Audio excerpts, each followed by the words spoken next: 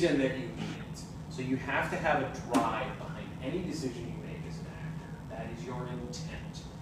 One of the things that I was taught very early in my career was to sit down with my script and write 2 phrases along each line that I have. And by 2 phrases, I mean T-O. T-O blank, okay? So a 2 phrase, like, this line is driven by the idea of to banter. So, like, I want to argue with the person I'm talking to. This is the real cue that you've got here, Owen. Earthy, open, cute humor. Watch this man like a hawk. I said he's almost as lucky as me. My wife's in Urbana, Illinois.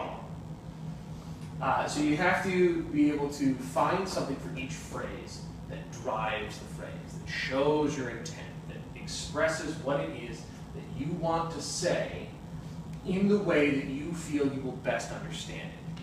Now, this is best done by sitting down with the director, if they have time, and discussing all of those things. If you give a line and he or she asks, why is it delivered that way? You can give yourself justification by sitting down with your script and doing this.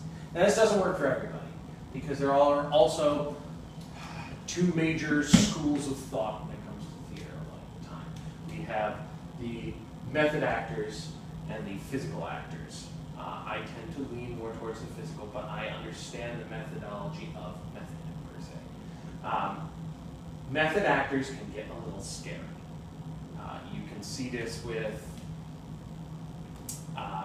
Daniel Day-Lewis, with Jared Leto, with several other actors that kind of, method acting for all intents and purposes is just an immersion into the character within your entire life. Daniel Day-Lewis, when he does a role for a film or for the stage, he becomes that character for the entirety of the shoot process or the stage process.